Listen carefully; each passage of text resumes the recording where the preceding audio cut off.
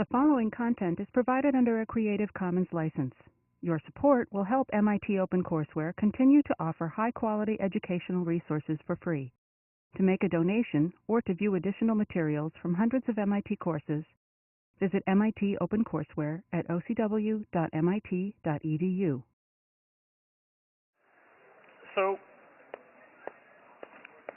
recall that yesterday we saw, 2 days ago, we learned about the curl of a vector field in space, okay? And we said the curl of F is defined by taking a cross product between the symbol del and the vector F. So concretely, the way we would compute this would be by putting the components of F into this determinant and expanding and then getting a vector with components ry minus qz, pz minus rx, and qx minus py. So I think I also try to explain very quickly what's the significance of a curl. So just to tell you again very quickly, basically curl measures, if you imagine that your vector field measures the velocity in some fluid, then the curl measures how much rotation is taking place in that fluid. So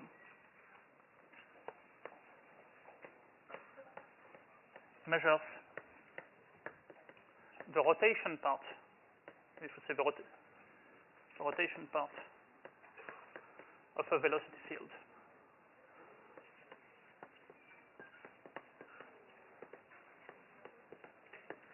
So more precisely, the direction corresponds to the axis of rotation. And the magnitude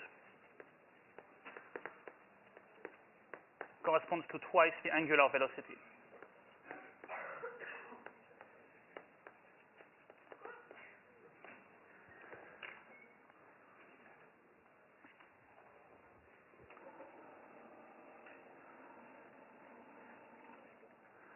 Okay, so,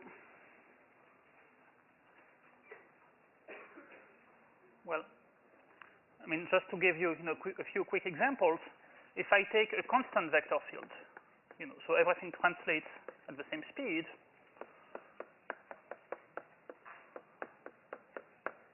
well, then obviously when you take the partial derivatives, you'll just get a bunch of zeros, so the curl will be 0. If you take a vector field that stretches things, let's say, for example, we're going to stretch things along the x-axis. So that would be a vector field that goes parallel to the x direction, but maybe, say x times I, so that when you're in front of a plane of a blackboard, you're moving forward. When you're behind, you're moving backwards. Things are getting expanded in the x direction. Well, if you compute the curl, well, you can check each of these terms is again going to be 0. There's no curl. This is not what curl measures. I mean, actually, what measures expansion and stretching is actually divergence.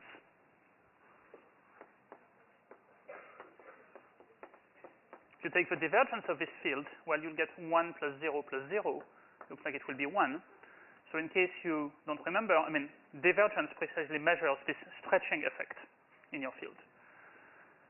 And on the other hand, if you take something that corresponds to, say, rotation about the z-axis at unit angular velocity, so that means you'll be moving in circles around the z-axis. So one way to write down this field,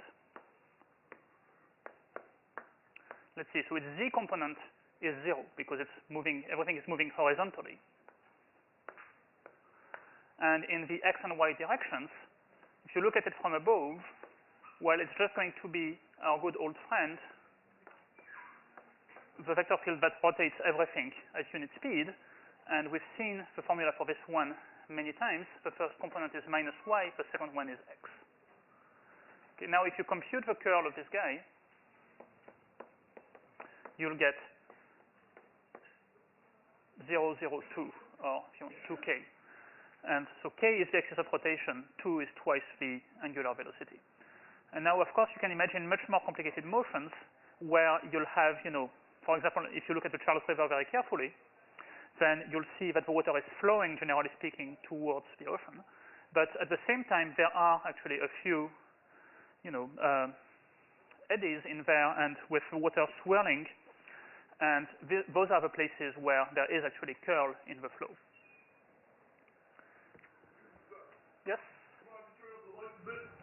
I don't know how to turn on the lights a bit, but I'm sure that there is a way. Does this do it?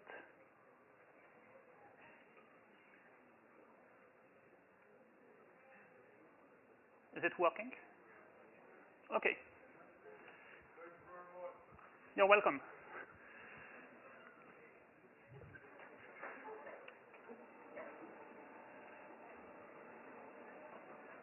Okay. Hopefully it's easier to see now. So, okay, so that was about curl. Now, what does curl, why do we care about curl besides this motivation of understanding motions? Well, so one place where it comes up is when we try to understand whether a vector field is conservative. Remember, we've seen that a vector field is conservative if and only if its curl is 0. So that's the situation in which we're allowed to try to look for a potential function and then use the fundamental theorem. But another place where this comes up, if you remember what we did in the plane, curl also came up when we tried to convert line integrals into double integrals. That was Green's theorem. So it turns out we can do the same thing in space, and that's called Stokes' theorem.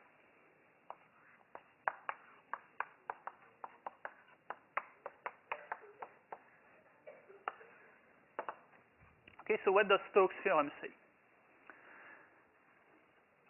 It says that the work done by a vector field along a closed curve can be replaced by a double integral of curl f.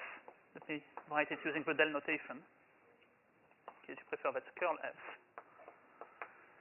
dot n ds on a suitably chosen surface. So that's a very strange kind of statement, but actually it's not much more strange than things we've seen before. So I should clarify what this means. So C has to be a closed curve in space. And S can be any surface bounded by C.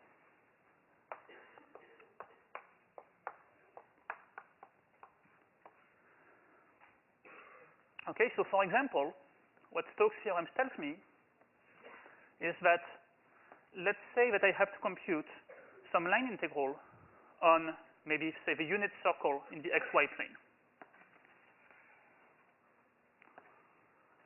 Okay? Of course, I can set up the line integral directly and compute it by setting, x equals cosine t, y equals sine t, z equals 0. But maybe sometimes I don't want to do that because my vector field is really complicated. And instead, I will want to reduce things to a surface integral. Now, I know that you guys are not necessarily fond of computing flux of vector fields through surfaces, so maybe you don't really see the point. But sometimes it's useful. Sometimes it's also useful backwards, because actually you have a surface integral that you'd like to turn into a line integral.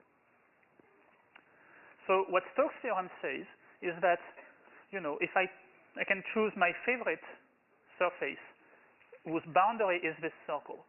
So I could choose, for example, a half sphere if I want. Or I can choose, let's call that S1.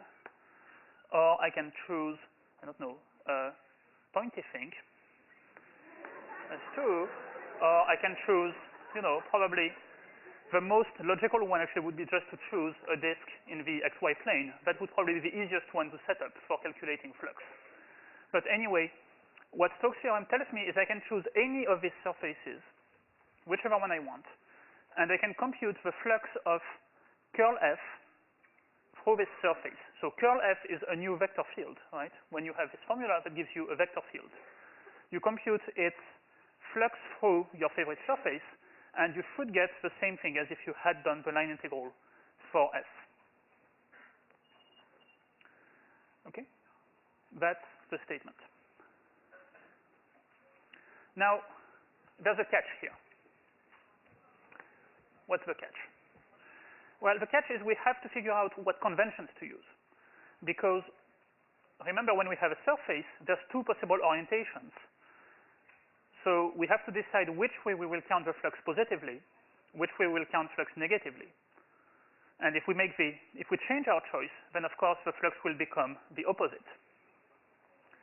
Well, similarly, to define the work, I need to choose which way I'm going around my curve. If I change which way I go around the curve, then my work will become the opposite. So what happens is I have to orient the curve C and the surface S in compatible ways. So we have to figure out what's the rule for how the orientation of S and that of C relate to each other. Okay, so what about orientation? Well, we need the orientations of C and S to be compatible, and I have to explain to you what the rule is. So the rule is, okay, let me show you a picture. So the rule is, if I walk along C with S to my left, then the normal vector is pointing up for me. Okay, let me write that. If I walk along C, I should say in the positive direction, in the direction that I've chosen to orient C.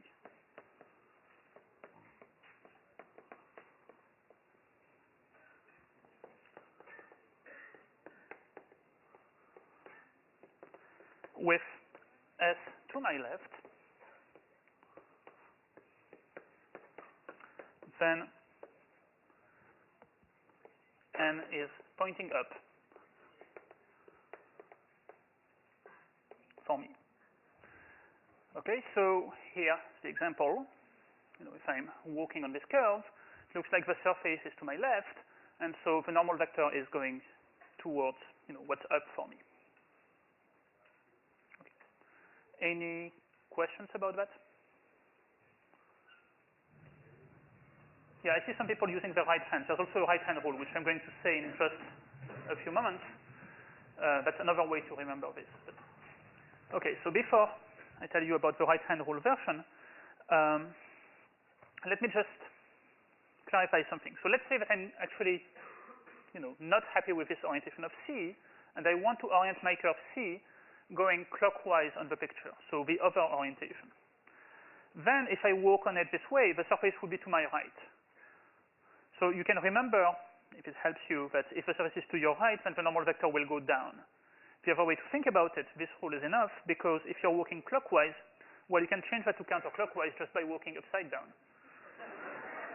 Okay? So this guy is walking clockwise on C, and, well, for him, if you look carefully at the picture, for him, the surface is actually to his left. Right? When you flip upside down, yeah, it's kind of confusing. But anyway, I just want to point out, okay, so maybe it's easier if you actually rotate the entire picture. And now it's getting actually really confusing because, well, so he's walking upside up with, actually, the surface is to his left. I mean, where he is here is actually at the front. and this is the back. But that's kind of hard to see. So anyway, whichever method will work best for you, perhaps it's easiest to first do it with the other orientation, this one, and then decide that, if you want the opposite one, then you'll just flip everything. Okay. Now, what's the other way of remembering this with the right-hand rule? So with the right-hand rule, so first of all, take your right hand, not your left hand. Even if your right hand is actually using, a pen or something like that, in your right hand to do this. And let's take your fingers in order. So first your thumb. Let's make your thumb go along the object that has only one dimension in there. That's the curve, okay? So put your finger, well, let's look at the top picture up there. Okay, so I want my thumb to go along the curve, so that's kind of towards the right. Then I want to make my index finger points towards the surface. So towards the surface, I mean towards the interior of the surface from the curve, right? When I'm on the curve, I'm on the boundary of the surface. So there's a direction along the surface that's the curve, and the other one is pointing into the surface. So that one would be pointing kind of to the back, slightly up maybe, okay? So like that. And now your middle finger is going to point in the direction of the normal vector. That's up, at least if you have the same kind of right hand as I do. Okay, so the other way of doing it is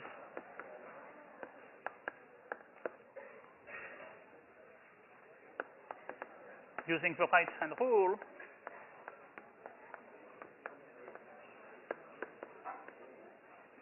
Thumb along C positively.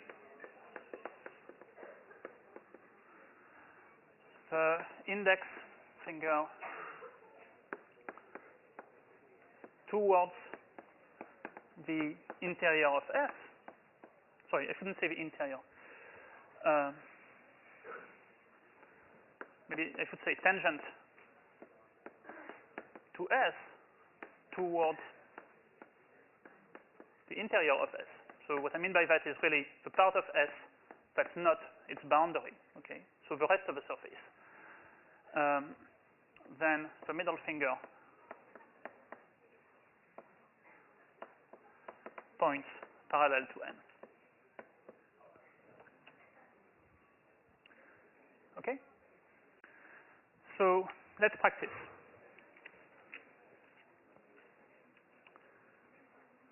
Let's say that I give you this curve bounding this surface. Which way do you think the normal vector will be going? Up, yes, everyone's voting up. Okay, imagine that I'm walking around C, S is to my left, normal vector points up. Imagine that you put your thumb along C, your middle finger towards S, your index towards S, then your middle finger points up. Very good. So, N points up. Okay, another one.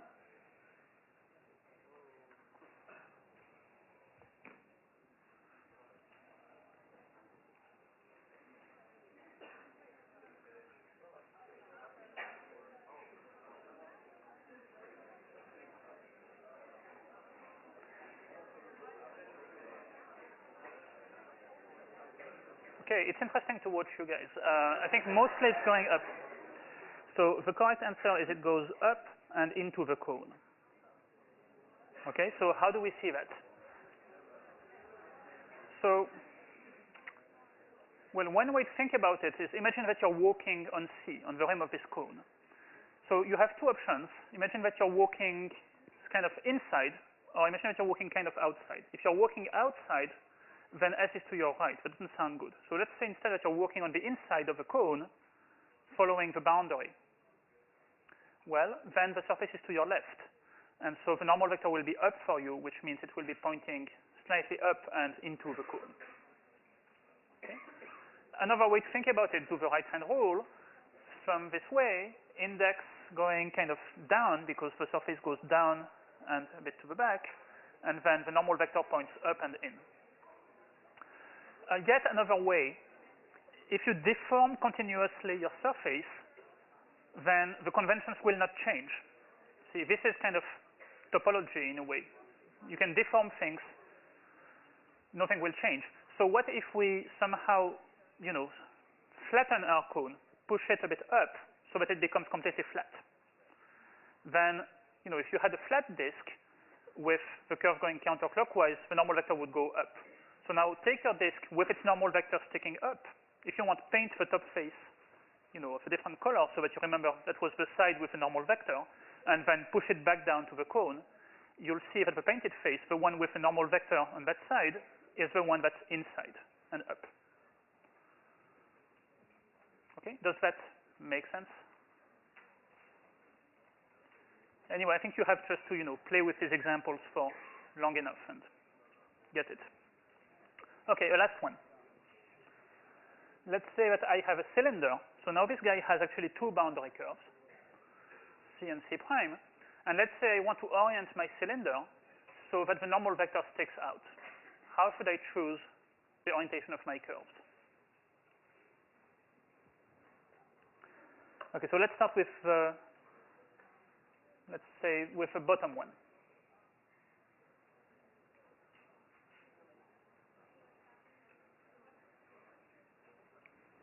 Would the bottom one be going clockwise or counterclockwise? Yeah, most people seem to say counterclockwise, and I agree with that. Okay, so let me write that down. I claim C prime should go counterclockwise. One way to think about it, actually it's pretty easy. Imagine that you're walking on the outside of a cylinder along C prime. If you want to walk along C prime so that the cylinder is to your left, that means you have to actually go counterclockwise around it. Okay. The other way is use your right hand, thumb. So say when you're at the front of C prime, your thumb points to the right, your index points up because that's where the surface is, and then your middle finger will point out. Okay, what about C?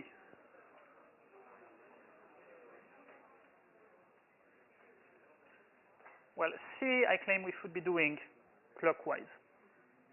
Okay? I mean, think about just walking again on the surface of a cylinder. Along C, if you walk clockwise, you will see that the surface is to your left. Or use the right-hand rule.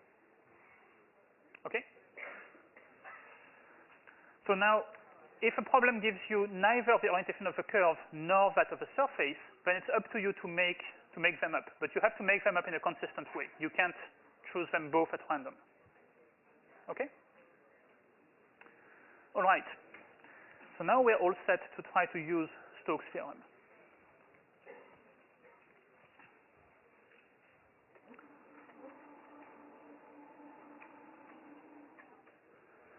So,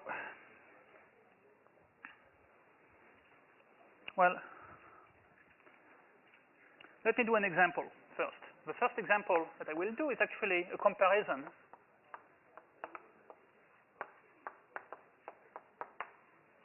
Stokes versus Green. Okay. So I want to show you how Green's theorem for work that we saw in the plane, that also involved work and curl and so on, is actually a special case of this. Okay.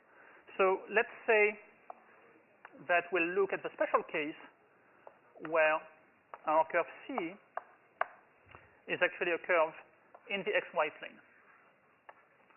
And let's make it go counterclockwise in the xy plane because that's what we did for Green's theorem.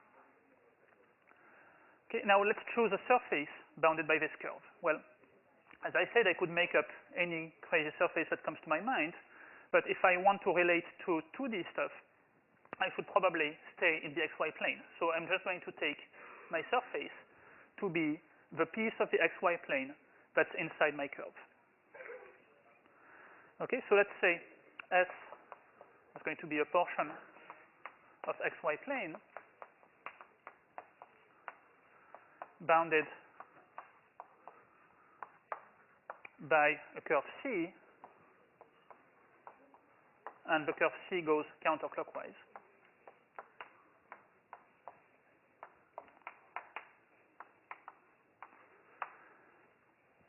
Well, then I should look at the line integral, so the work along C of my favorite vector field f dot dr. So that will be the line integral of p dx plus q dy. I guess if I call my components, components of my field p, q, and r, it will be p dx plus q dy plus r dz, but I don't have any z here. dz is 0 on C. Okay, so if I evaluate the line integral, I don't have any term involving dz. Z is 0. Now let's see what Stokes says. Stokes says instead I can compute the flux through S of curl F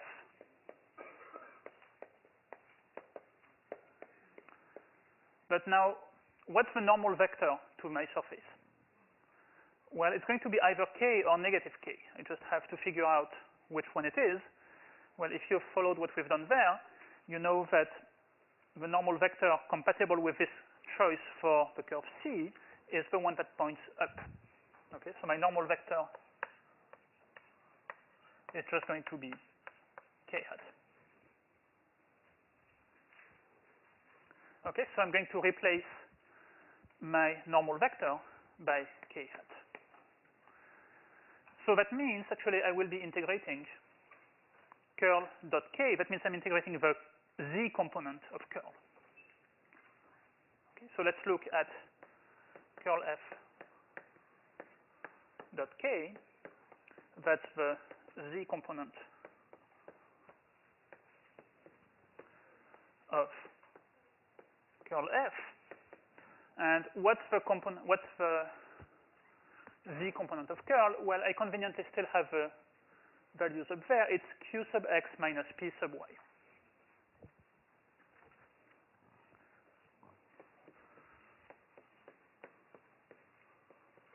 Okay, so my double integral becomes double integral of q sub x minus p sub y.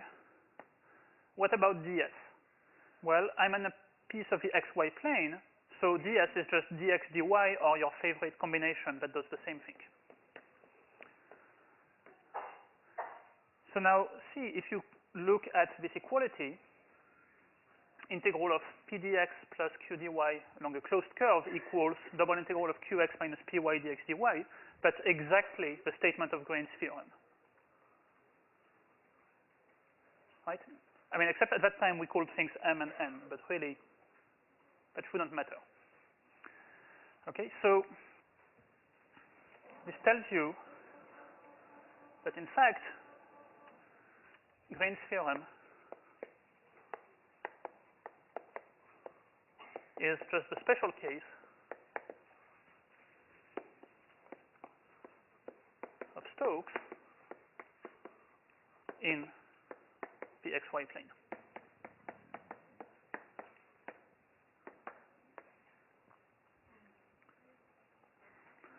Okay. Now another small remark I want to make, by the way, before I forget. So you might think that, you know, these rules that we've made up about compatibility of orientations, they are completely arbitrary. Well, they're arbitrary in the same way as our convention for which guy we call curl is arbitrary. We chose to make the curl be this thing and not, you know, the opposite, which would have been pretty much just as sensible. And ultimately, that comes from our choice of making the cross product be what it is rather than the opposite.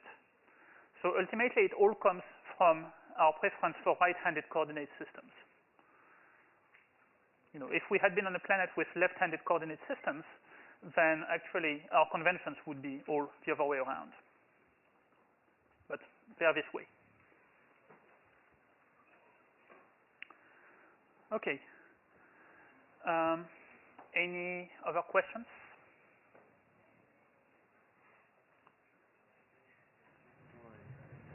Yes?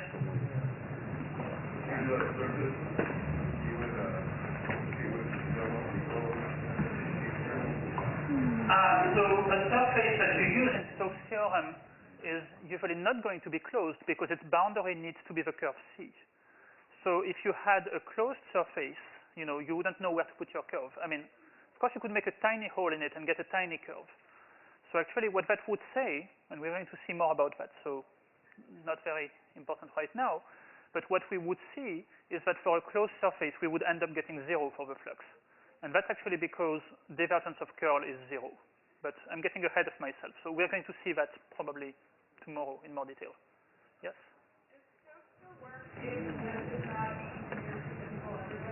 That's a very good question too.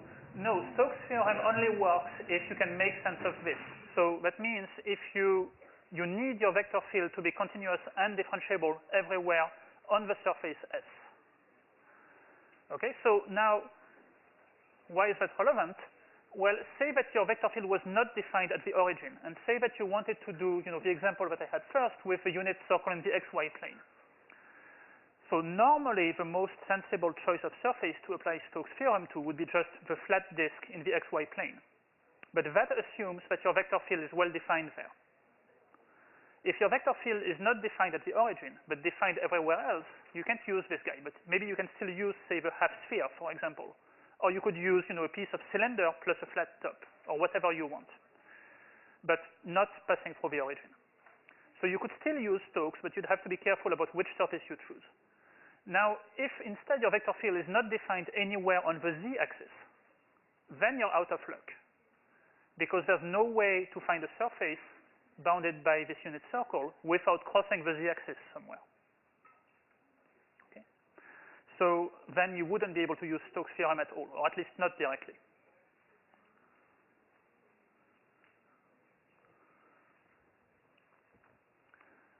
Yeah, so the implicit thing, and I should say, okay, so maybe I should write it. And F defined and differentiable everywhere on S.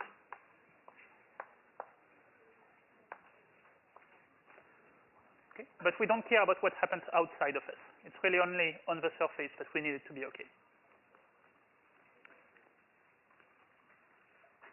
I mean, again, 99% of the vector fields that we see in this class are defined everywhere, so that's not a very, it's not an urgent concern, but still. Okay, should we move on? Yes, I heard a yes. Okay, so let me explain to you quickly why Stokes is true.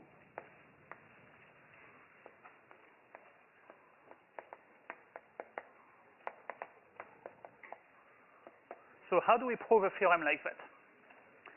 Well, the strategy, I mean, there's other ways, but the least painful strategy at this point is to observe that we already know a special case of Stokes' theorem. Namely, we know the case where the curve is actually in the xy plane and the surface is a flat piece of the xy plane, because that's Green's theorem, which we bothered to prove a while ago. So first thing is we know it for C and S in the xy plane. Now, what if C and S were, say, in the yz plane instead of the xy plane? Well, then, it wouldn't quite be the same picture because the normal vector would be I hat instead of k hat, and I would be having different notations, and, I would be integrating with y and z, but you see that it would become, again, exactly the same formula. So we'd know it for any of the coordinate planes. In fact, I claim we know it for absolutely any plane. And the reason for that is, sure, when we write it in coordinates, when we write,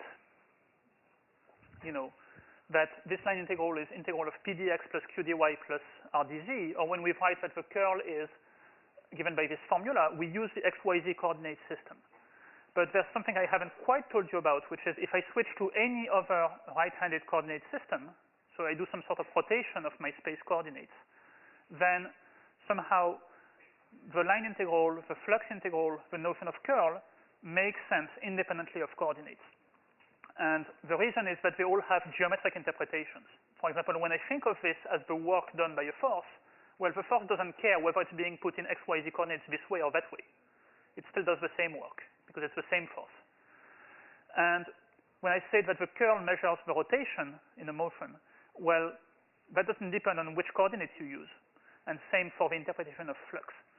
So in fact, if I rotated my coordinates to fit with any other plane, I could still do the same things. So what I'm trying to say is, in fact, if C and S are in any plane,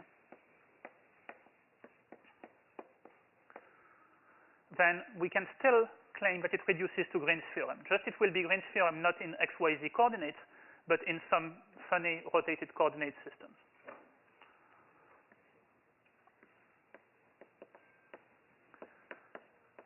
So what I'm using is that work, flux, and curl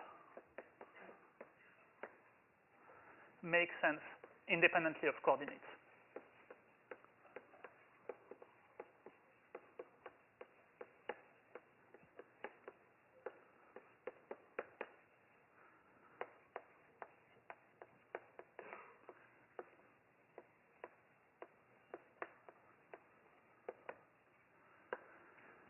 Now, I mean, this has to stop somewhere. I can't start claiming that I can, somehow bend my coordinates to claim that any surface is flat. That doesn't really work.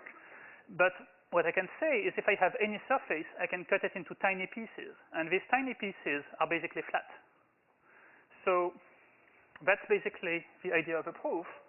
I'm going to decompose my surface into very small flat pieces. So given any S, we're just going to decompose it into tiny, almost flat pieces. So, for example, if I have my surface like this, what I will do is I will just, cut it into tiles.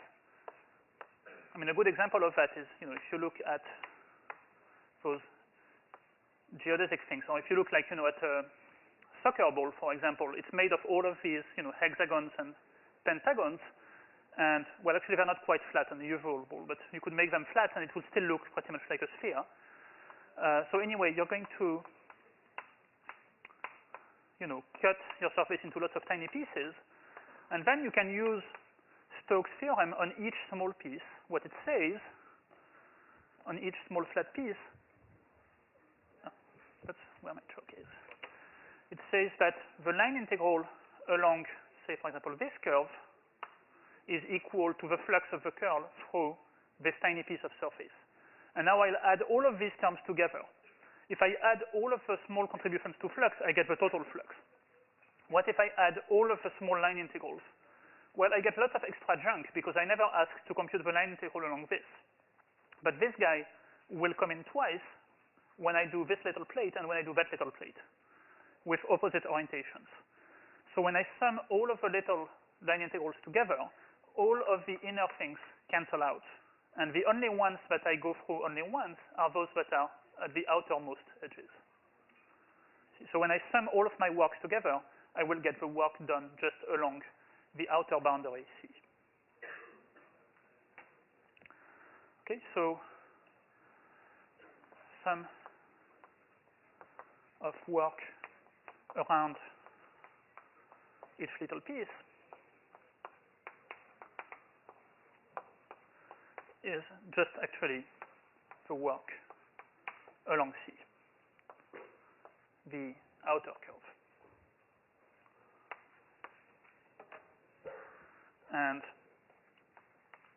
the sum of the flux through each piece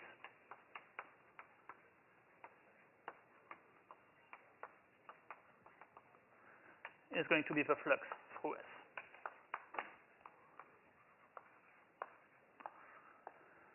So from Stokes' theorem for flat surfaces, I can get it for any surface.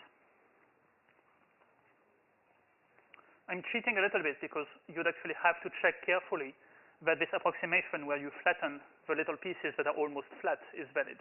But trust me, it actually works.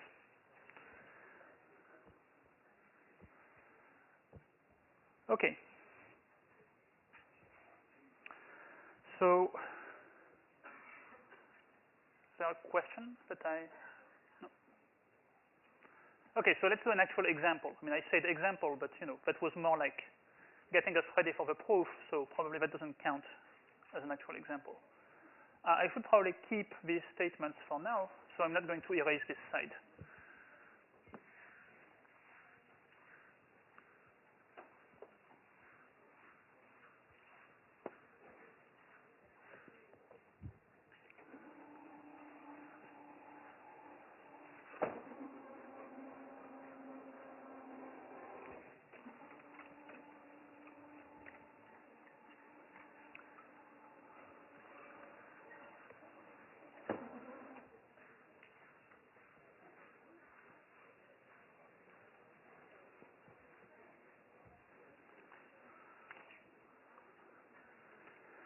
Okay, so let's do an example. Let's try to find the work of a vector field zi plus xj plus yk around the unit circle in the xy plane, counterclockwise.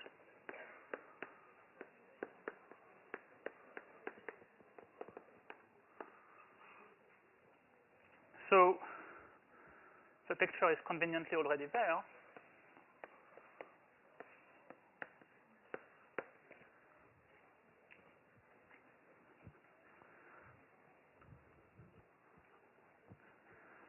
So just as a quick review, let's see how we do that directly. Well, if we do that directly, I have to find the integral along C of, so f dot dr becomes z dx plus x dy plus y dz. But now we actually know that on this circle, well, z is 0, and we can parameterize x and y. We just unit the unit circle in the xy plane.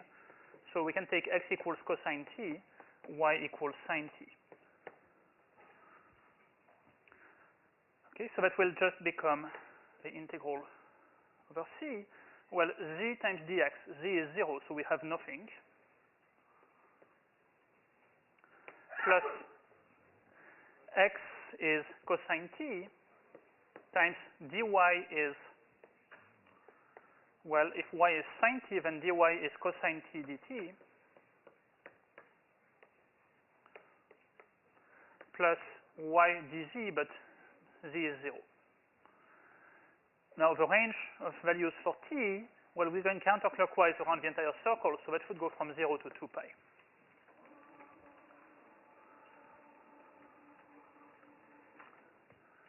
So we'll get integral from 0 to 2 pi of cosine square t dt, which, if you do the calculation, turns out to be just pi. Okay? Now, let's instead try to use Stokes' theorem to do the calculation. So now, of course, the smart choice would be to just take the flat unit disk. I'm not going to do that. That would be too boring. Plus, I mean, we already kind of checked it because we already trust Green's theorem. So instead, let's say, just to convince you that yes, I can choose really any surface I want, let's say that I'm going to choose a piece of paraboloid z equals 1 minus x squared minus y squared. Okay? And, well, to get our convention straight, observe that we should take the normal vector pointing up for compatibility with our choice. So, well, we'll have to compute the flux through S. I mean, we don't really have to, because we could have chosen the disk. It would be easier. But if we want to do it this way, we'll compute the flux of curl F through our paraboloid. So how do we do that? Well, we need to find the curl, and we need to find NDS. Okay, let's start with a curl. So curl F, let's take the cross product between del and F, which is the x, y. Okay, so if we compute this, the I component will be 1 minus 0, it looks like it's 1i, minus the j component is 0 minus 1, plus the k component is 1 minus 0. So in fact, the curl of this field is 1, 1, 1. Okay? Nope.